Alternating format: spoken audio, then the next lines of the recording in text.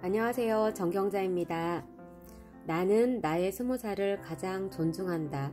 이하영 작가님의 책을 낭독하겠습니다. 토네이도 출판사에서 출판되었습니다. 페이지 29페이지. 세상의 링에는 체급이 있다. 운동 경기에는 체급이 있다. 경량급 선수는 경량급 선수와 대결을 하고 헤비급은 같은 급 선수와 경기한다. 남자와 여자의 구별이 있고 주니어와 시니어의 대회도 따로 한다. 특히 복싱이나 유도, 레슬링처럼 두 사람이 대결하는 스포츠에서는 체급별로 경기를 진행한다. 아무리 잘하는 경량급 선수라 하더라도 헤비급 선수와 대결하지 않는다. 번외 경기나 이벤트성으로 가끔 펼쳐진다. 대부분은 높은 체급의 선수가 승리한다. 두 체급을 섞어난 선수가 언론에 주목받는 이유다. 세상의 링에는 체급이 없다. 경량급과 헤비급의 싸움이 비일비재하다. 대기업에 맞서는 중소기업이 있고 그 중소기업의 반기를 드는 자영업자가 있다. 금수저와 흙수저가 공존하고 부자와 대중이 함께 산다. 최고급 주상 복합과 판자촌이 공존하고 그들의 자식들은 같은 학교를 다니고 있다. 온라인 세상에서도 마찬가지다. 과거에는 절대로 볼 수도 절대로 알 수 없었던 재벌 2세, 3세의 사진이 SNS에 떠다닌다. 그들을 추종하며 같은 시간, 같은 장소를 채우려는 대중도 넘쳐난다. 부러움과 질투, 일상과 이벤트가 혼돈을 이루며 다양한 체급의 사람들이 세상에 부유하고 있다. 인생의 채는 미래를 거른다. 20살의 나는 고시원에서 공부했다. 수능을 3개월 앞둔 시점이었다. 다니던 학교를 그만두고 재수를 결정했다. 당시 나는 돈이 없었다. 공부할 교과서와 학습서도 없었고 공부할 곳도 없었다. 잘 곳도 당연히 없었다. 집에 말하지 않고 스스로 한 결정이었기 때문이다. 결국 고3 학생들을 과외를 해주며 뒤에서는 같이 수능 공부를 했다. 그들과 똑같은 시험을 보았다는 사실은 지금까지 비밀이다. 그때 알게 되었다. 세상의 링에는 체급이 있다. 나는 재수를 하지만 나보다 여유 있는 경쟁자를 가르치고 있었다. 그들과 같이 공부했지만 내 시간을 그들을 위해 쓰고 있었다. 내가 잘하는 수학보다는 다른 암기 과목 공부를 하고 싶었지만 그럴 시간은 없었다. 수학은 나에게 생존이었고 자습서였고 라면 한 그릇이었다.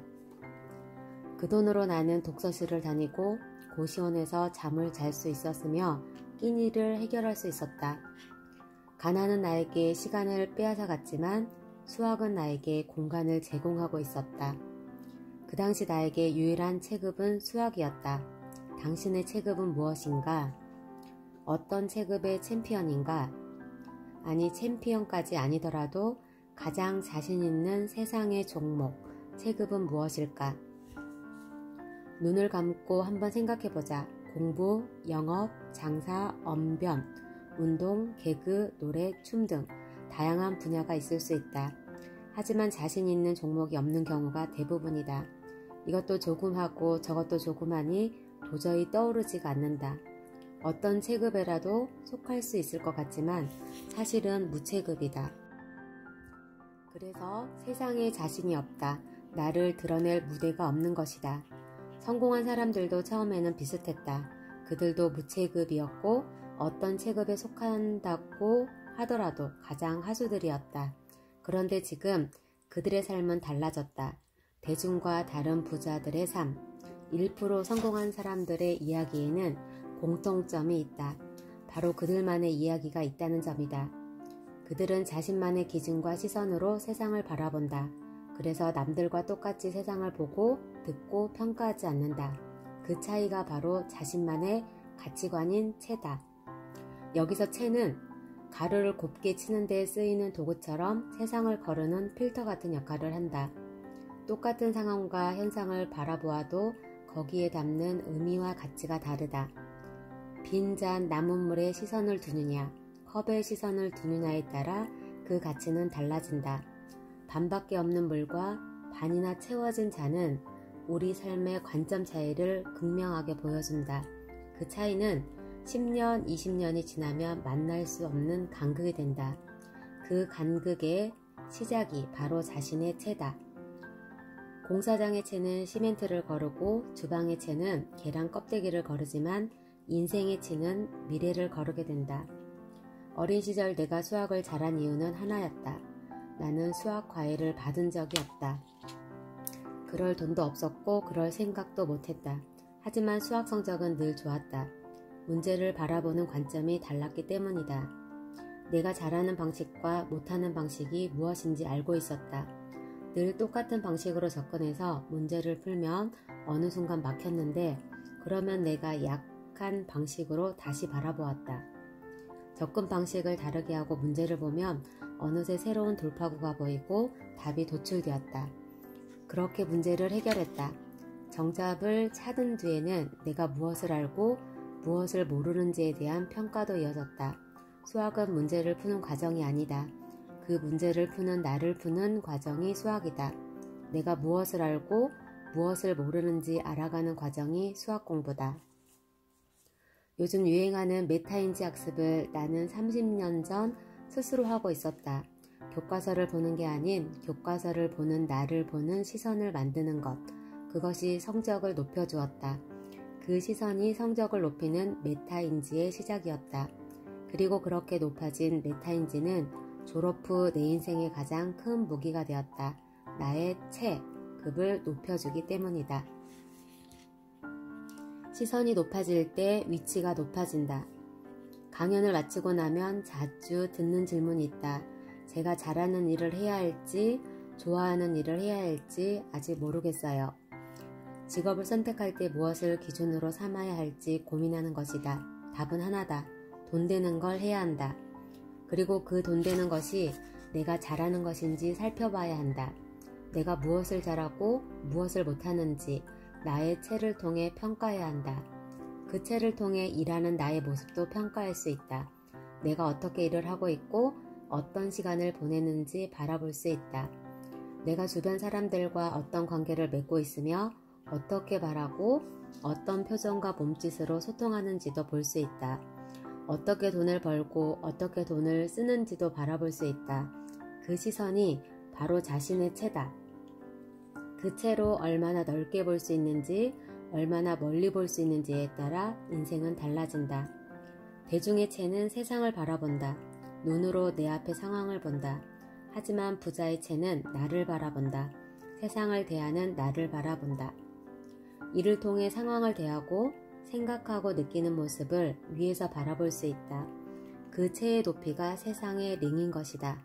조그만 링에서 하는 아마추어 경기냐, 라스베가스의 화려한 프로 경기냐의 차이는 이 채에서 시작된다. 그 시선을 높아질 때 당신의 위치가 높아질 것이다. 그리고 그 위치가 높아질 때 세상에는 돈 되는 것들이 이렇게 많구나 라고 느껴질 것이다. 나도 그랬다. 나는 인생 밑바닥부터 시작했다. 밑바닥, 아니 지하 단칸방부터 올라온 나의 시선 이야기에 대해 말하고자 한다. 나의 체급이 올랐듯이 당신의 체급도 올라오길 바란다. 그 시선을 즐겼으면 좋겠다. 시작해보자. 현실을 바꾸는 가장 강력한 힘. 몇 년 전 개봉한 양자 물리학이라는 영화가 있다. 생각이 현실을 만든다는 믿음으로 살아가는 화류계 인물 이찬우의 이야기다.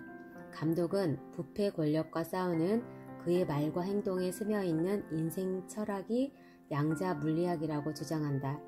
하지만 영화 속 그의 생각은 현실을 만들지 못했다. 현실은 그의 예상과 전혀 다르게 전개된다. 영화 속 대사와 달리 주인공은 늘 원치 않는 상황에 끌려다녔다. 한마디로 개고생을 하고 죽기 직전까지 내몰린다. 그 극적인 상황이 시선을 사로잡는다. 물론 결말은 해피엔딩이다. 영화는 영화이기 때문이다. 하지만 우리는 주인공의 생각이 영화적 결말을 만들었다고 생각하지 않는다. 그렇게 보였을 뿐이다. 과연 생각이 현실을 만들 수 있을까? 생각이 현실을 만든다라는 말을 어떻게 생각하는가? 과연 생각이 현실을 만들 수 있을까? 반은 맞고 반은 틀렸다.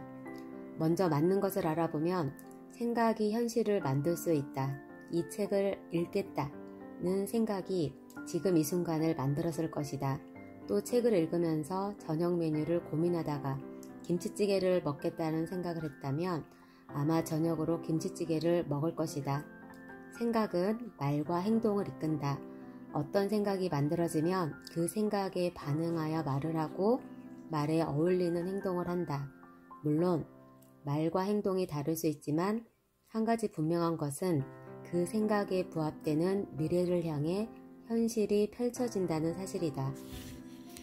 생각은 나도 모르게 나의 현실을 만들고 있다. 과거를 돌아보면 인생은 생각의 산물이었다. 생각을 통해서 결과를 얻었고 그것이 성공이든 실패든 고스란히 삶의 흔적으로 남아있다. 학창시절에 했던 생각이 나를 공부하게 했고 내가 원했던 학교와 학과도 내 생각이 만든 결과물이다. 졸업하고 서울로 가야겠다는 생각이 나를 삼성 서울병원으로 이끌었고 맨땅에 헤딩하는 심정으로 개업하자는 생각에 10억의 빚을 지고 개원했다. 그리고 이 글을 쓰기 전 지필에 대한 생각이 있었다. 단순한 점심 메뉴부터 인생의 큰 결정까지 선택한 모든 것은 생각이 만들어낸 삶의 궤적이었다. 생각이 만들어낸 나의 스토리가 어느새 나의 히스토리가 되는 것이다. 그런데 한 가지 궁금한 점이 있다. 과연 이 생각은 내가 만드는 것일까? 이게 무슨 뚱딴지 같은 소리인가 싶지만 확신을 찾아 대답하기 어려울 것이다. 내가 내 생각의 주인이라는 확신이 없어서다. 나 스스로 생각 공장을 돌리고 있다는 믿음이 없어서다. 내 생각이고 내 머릿속에 나타난 생각인데 그 생각을 내가 만들었다는 확신이 없다. 생각은 내가 만드는 게 아니고 그냥 떠오르는 것이기 때문이다. 그 떠오르는 생각을 우리는 자신의 생각으로 자연스럽게 받아들일 뿐이다. 생각은 누군가에 의해 떠오르고 있다. 지금 이 순간에도 자연스럽게. 무의식이 현실을 만든다.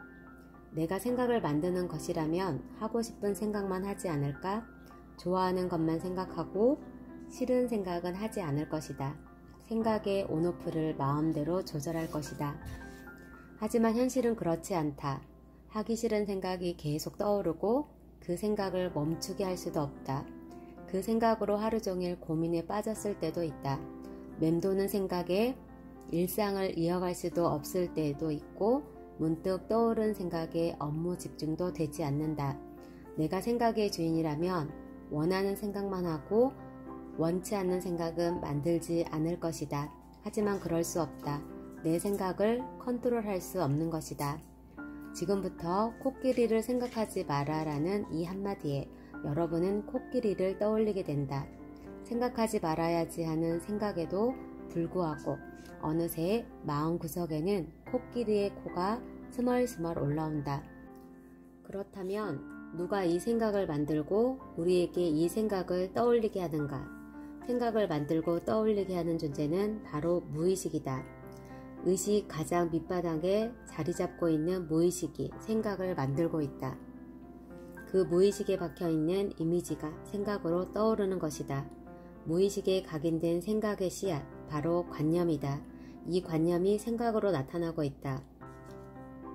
무의식에 각인된 나는 김치찌개를 먹는 사람이다 라는 생각의 씨앗, 그 무의식이 나 오늘 저녁에 김치찌개 먹을래 라는 생각을 불러일으킨다. 매우 자연스럽게 스르륵 일어나는 반응이라 우리의 의식은 전혀 눈치를 채지 못한다. 하지만 내 생각은 이미 김치찌개로 물들어 있다. 앞서 말한 코끼리의 코처럼 나의 무의식이 생각으로 표현되는 것이다. 무의식이 만든 생각이 현실을 만들지만 내 생각이 현실을 만들지는 못한다. 나는 생각의 주인이 아니기 때문이다. 내가 아무리 부자가 되어야지 라는 다짐을 해도 가난한 현실이 펼쳐지는 이유다. 무의식이 나는 부자가 아니다 라는 생각으로 각인되었기 때문이다. 그래서 늘 궁핍한 현실이 드러난다. 무의식이 현실을 만들기 때문이다. 부와 행복을 각인시켜라. 일체 유심조. 세상의 모든 것은 마음이 지어낸다는 불교 경전에서 나온 말이다. 여기서 마음은 우리 무의식에 해당된다. 마음속 깊은 곳에는 무의식이 존재한다. 그리고 그 무의식 공간을 채우는 것이 생각의 씨앗인 관념이다. 이 관념이 바뀌어야 내가 사는 세상이 변하게 된다. 씨앗은 자라 현실이 된다. 관념인 씨앗과 현실인 열매는 연결되어 있다. 따라서 현실을 바꾸는 가장 강력한 힘은 바로 이 무의식의 씨앗에 있다. 콩 심은 데 콩나고 팥 심은 데 팥나기 때문이다. 부의 마음에 심어져 있으면 부자 세상으로, 가난한 씨앗이 담겨 있으면 가난하게 사는 것이다. 결국 세상은 MRA다. 당신은 당신의 마음과 마음속 무의식이 펼쳐낸 세상을 경험하고 있다. 그리고 그 씨앗을 현실에 틔우는 힘 역시 자신에게 있다. 그 과정이 물리시간에 배운 공명작용이다. 무의식의 의도와 당신의 의도가 일치할 때 무의식은 공명이 되어 현실에 드러난다. 그래서 세상은 MRI인 것이다.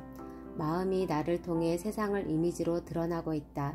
그게 우리 세상이다. 현실을 바꾸고 싶은가? 정답은 바로 여기에 있다. 내면을 바꿔라. 무의식에 있는 자신의 이미지를 바꿔라. 그러면 그 이미지가 곧 나타날 것이다. 나를 결핍된 존재가 아닌 충만한 사람으로 각인하자. 그 이미지가 머지않아 미래의 모습으로 나타나게 된다. 가난한 현실 속에 머물러 있다면 그 이유는 하나다. 무의식이 가난으로 채색되었기 때문이다. 그 색깔을 바꾸는 작업이 우선이다. 그 무의식의 밭을 풍요의 씨앗으로 채워라. 무의식을 부와 행복으로 각인하라. 그것이 삶이 변하는 첫걸음이자 전부다. TV 프로듀서였던 론다 번이 세계적인 베스트셀러 시크릿에서 이야기한 삶의 비밀이자 마법이기도 하다. 믿기지 않는가? 경험해보면 알게 될 것이다. 내가 그렇게 살아왔고 그 증거다. 그리고 당신도 그 증거가 될 것이다. 감사합니다. 여기까지 낭독하겠습니다.